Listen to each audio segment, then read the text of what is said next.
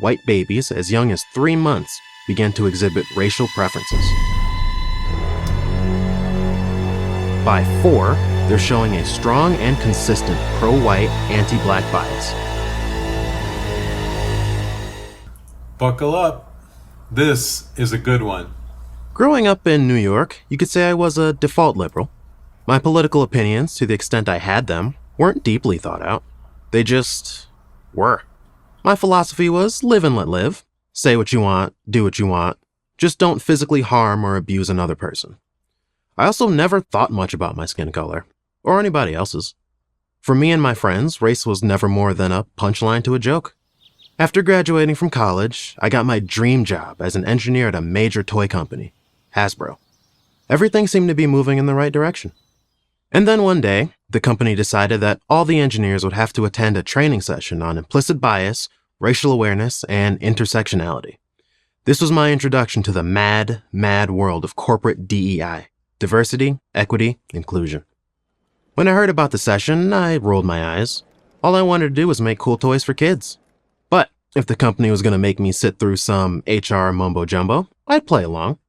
The sooner I got through it, the sooner I could get back to the drawing board. Literally. So, there I was on a Zoom call with a bunch of other employees listening to a DEI presentation entitled Racial Biases and Children. Children hold racial biases? Adults maybe, but Hasbro's clientele? It struck me as a little weird. A voice in my head said I should record the session. The presenters, a husband and wife team, started by claiming white babies as young as 3 months began to exhibit racial preferences. By 2 years, they're excluding other children based on race. I don't have any scientific evidence for this, but I would think that if you grow up, for example, in an Asian family, as a 2-year-old, you would feel comfortable around Asian people because that is what you're used to. That's what you know, and maybe feel less comfortable around people of other races out of being less familiar. I don't think it's a conscious bias that goes through a 2-year-old's head, as in, I don't like him or her because they're black or whatever race. By 3, they're intentionally using racist language. By 4, they're showing a strong and consistent pro-white, anti-black bias. And by 5, they hold the same racist biases as their parents. You think most 5-year-olds are innocent. These presenters think they're auditioning for the KKK. Hasbro, these mind readers added, was compounding the problem. Our toys skewed white and were therefore perpetuating anti-blackness. For both kids and adults, they said, stereotypes in the product and marketing can reinforce dangerous hostility and resentment. What our toys should be doing, they informed us, is teaching children about racial power and privilege. We had a special responsibility to do this because, as toy makers, we had direct access to children's brains.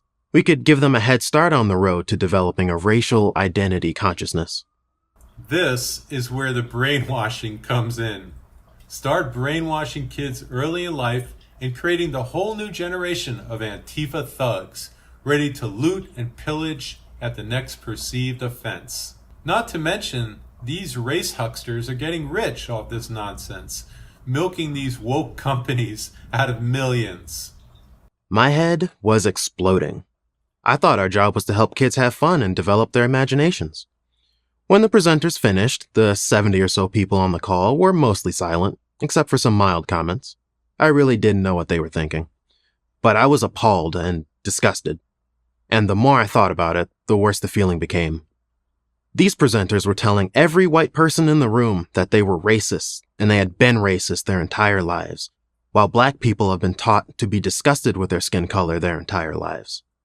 Together, we were all perpetuating white supremacy by not being anti-racist in our toy design. And how could we atone for our sins? Create new toys to make little white and brown and black kids aware of their racial identities. In case you hadn't noticed, I'm black. Did that absolve me of any guilt? Did it make me more culpable? I had no idea. None of their BS made any sense.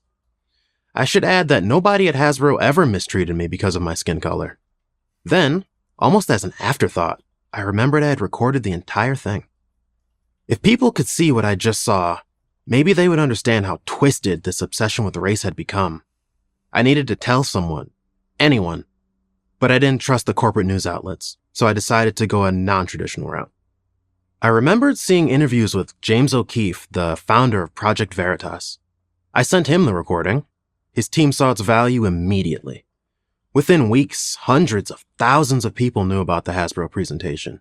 It quickly came out that this husband and wife team had also partnered with Google, MGM, the NFL, and Nickelodeon, among other big-name brands. Cha-ching, cha-ching. Hasbro, as you might imagine, wasn't pleased with what I had done. They were smart enough not to fire me and bring more attention to the story. Instead, when my contract expired 6 months later, that was it. My dream toy engineering career was over. So, why did I do it? Why did I choose to turn over this DEI rock and expose the poisonous creature beneath it? It would have been easier to say nothing, but that's what these race agitators count on, intimidating people into silence. That ticks me off. And I don't like them teaching kids to be obsessed with race. That really ticks me off. So, I took action, because I could, and because I believed it was the right thing to do.